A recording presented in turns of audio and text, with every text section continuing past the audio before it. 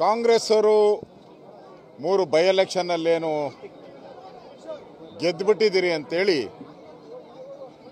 ಬೀಗ್ತಾ ಇದ್ದಾರೆ. ಇದು ಟೆಂಪರವರಿ ಅಷ್ಟೇ. ನಮ್ಮ ಸರ್ಕಾರ ಬಿಜೆಪಿ ಸರ್ಕಾರ ಹಿಂದೆ 3 ವರ್ಷ ಹಿಂದೆ ಇದ್ದಾಗ ಯಡಿಯೂರಪ್ಪನವರು ಮುಖ್ಯಮಂತ್ರಿ ಆಗಿದ್ದಾಗ ನಾವು 18 ಬೈ ಎಲೆಕ್ಷನ್ ಗೆದ್ದಿದ್ದೀರಿ. ಅದು ಎಲ್ಲ ಕಾಂಗ್ರೆಸ್ ಅವ್ರದ್ದೇ. ಹಾಗಾದ್ರೆ 18 ಬೈ ಎಲೆಕ್ಷನ್ ಗೆದ್ದು ಜನರಲ್ ಎಲೆಕ್ಷನಲ್ಲಿ ನಾವು ಸೋತಿದ್ದೀರಿ. ಇವ್ರು 3 ಎಲೆಕ್ಷನ್ ಗೆದ್ದೇ ಹಿಂಗೆ ಮೆರಿತಾ ಇದ್ದಾರಲ್ಲ, ಇನ್ನು 18 ಬೈ ಎಲೆಕ್ಷನ್ ಗೆದ್ದವ್ರು ನಾವು ಹೆಂಗೆ ಮೆರಿಬೇಕು? ಮೊನ್ನೆ ತಾನೇ ಲೋಕಸಭಾ ಚುನಾವಣೆಯಲ್ಲಿ ನಿಮ್ಮ ಜನ ಬೆಂಬಲ ಇದ್ದಿದ್ರೆ ಮೊನ್ನೆ ಲೋಕಸಭಾ ಚುನಾವಣೆಯಲ್ಲಿ ಯಾಕೆ ಮಣ್ಣು ಮುಕ್ಕಿದ್ರಿ?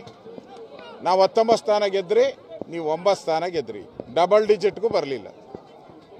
ಇದು ಈ ಚುನಾವಣೆ ಡಿ ಕೆ ಶಿವಕುಮಾರು ಸಿದ್ದರಾಮಯ್ಯನವ್ರ ಚುನಾವಣೆ ಅಲ್ಲ, ಇದು ಕಾಂಟ್ರಾಕ್ಟರ್ಗಳದು ಹಣದ್ದು ಚುನಾವಣೆ. ಇದು ಅಧಿಕಾರಿಗಳು ಇವ್ರ ಬೆಂಬಲದಿಂದ ಗೆದ್ದಿದ್ದಾರೆ ಹೊರತು ನಿಮ್ಮ ಶ್ರಮದಿಂದ ಏನು ಗೆದ್ದಿಲ್ಲ. ಇಲ್ಲಿ ಪೂರ್ತಿ JDS ಇರ್ಬೋದು, BJP ಇರ್ಬೋದು, ನಾವು ಪೂರ್ತಿ ಮನಸ್ಸಾಕಿ ಕೆಲಸ ಮಾಡಿದ್ದೀರಿ. ಆದರೆ ನಿಖಿಲ್ ಕುಮಾರಸ್ವಾಮಿ ಅವರಿಗೆ ಅದೃಷ್ಟ ಇರಲಿಲ್ಲ, ಕೊನೆ ಮೂಮೆಂಟಲ್ಲಿ ಬಂದರು. ಪಾಪ ಮುಂದೆ ಭವಿಷ್ಯ ಇದೆ, ನಿಖಿಲ್ ಕುಮಾರಸ್ವಾಮಿಗೆ ಮುಂದೆ ಒಳ್ಳೆ ಭವಿಷ್ಯ ಇದೆ. ನಾನು ಕೂಡ ಅವರಿಗೆ ಬೆಳಗ್ಗೆ ಮಾತಾಡಿ ನಿಖಿಲ್ ಕುಮಾರಸ್ವಾಮಿಯವರಿಗೆ ಬೆಳಗ್ಗೆ ಮಾತಾಡಿ ಧೈರ್ಯ ಹೇಳಿದ್ದೀನಿ. ನಾನು ಕೂಡ ಒಟ್ಟಾಗಿ ನಾವು ಮುಂದೆ ಬರುವಂಥ ಚುನಾವಣೆಗಳಿಗೆ ತಯಾರಾಗೋಣ ಅನ್ನೋ ಮಾತನ್ನು ಹೇಳಿದಿರಿ. ಕಾಂಗ್ರೆಸ್ ಅವರು 3 ಬೈ ಎಲೆಕ್ಷನ್ ಅಲ್ಲೇನು ಗೆದ್ದುಬಿಟ್ಟಿದ್ದೀರಿ ಅಂತೇಳಿ ಬೀಗ್ತಾ ಇದ್ದಾರೆ. ಇದು ಟೆಂಪರವರಿ ಅಷ್ಟೇ. ನಮ್ಮ ಸರ್ಕಾರ ಬಿಜೆಪಿ ಸರ್ಕಾರ ಹಿಂದೆ 3 ವರ್ಷ ಹಿಂದೆ ಇದ್ದಾಗ ಯಡಿಯೂರಪ್ಪನವರು ಮುಖ್ಯಮಂತ್ರಿ ಆಗಿದ್ದಾಗ ನಾವು 18 ಬೈ ಎಲೆಕ್ಷನ್ ಗೆದ್ದಿದ್ದೀರಿ. ಅದು ಎಲ್ಲ ಕಾಂಗ್ರೆಸ್ ಅವ್ರದ್ದೇ. ಹಾಗಾದ್ರೆ 18 ಬೈ ಎಲೆಕ್ಷನ್ ಗೆದ್ದು ಜನರಲ್ ಎಲೆಕ್ಷನಲ್ಲಿ ನಾವು ಸೋತಿದ್ದೀರಿ. ಇವ್ರು 3 ಎಲೆಕ್ಷನ್ ಗೆದ್ದೇ ಹಿಂಗೆ ಮೆರಿತಾ ಇದ್ದಾರಲ್ಲ, ಇನ್ನು 18 ಬೈ ಎಲೆಕ್ಷನ್ ಗೆದ್ದವ್ರು ನಾವು ಹೆಂಗೆ ಮೆರಿಬೇಕು? ಮೊನ್ನೆ ತಾನೇ ಲೋಕಸಭಾ ಚುನಾವಣೆಯಲ್ಲಿ ನಿಮ್ಮ ಜನ ಬೆಂಬಲ ಇದ್ದಿದ್ರೆ ಮೊನ್ನೆ ಲೋಕಸಭಾ ಚುನಾವಣೆಯಲ್ಲಿ ಯಾಕೆ ಮಣ್ಣು ಮುಕ್ಕಿದ್ರಿ?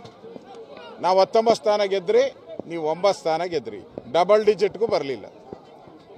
ಇದು ಈ ಚುನಾವಣೆ ಡಿ ಕೆ ಶಿವಕುಮಾರು ಸಿದ್ದರಾಮಯ್ಯನವ್ರ ಚುನಾವಣೆ ಅಲ್ಲ, ಇದು ಕಾಂಟ್ರಾಕ್ಟರ್ಗಳದು ಹಣದ್ದು ಚುನಾವಣೆ. ಇದು ಅಧಿಕಾರಿಗಳು ಇವ್ರ ಬೆಂಬಲದಿಂದ ಗೆದ್ದಿದ್ದಾರೆ ಹೊರತು ನಿಮ್ಮ ಶ್ರಮದಿಂದ ಏನು ಗೆದ್ದಿಲ್ಲ.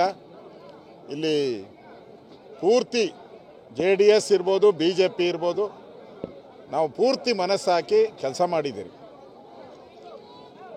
ಆದರೆ ನಿಖಿಲ್ ಕುಮಾರಸ್ವಾಮಿ ಅವರಿಗೆ ಅದೃಷ್ಟ ಇರಲಿಲ್ಲ, ಕೊನೆ ಮೂಮೆಂಟಲ್ಲಿ ಬಂದರು. ಪಾಪ ಮುಂದೆ ಭವಿಷ್ಯ ಇದೆ, ನಿಖಿಲ್ ಕುಮಾರಸ್ವಾಮಿಗೆ ಮುಂದೆ ಒಳ್ಳೆ ಭವಿಷ್ಯ ಇದೆ.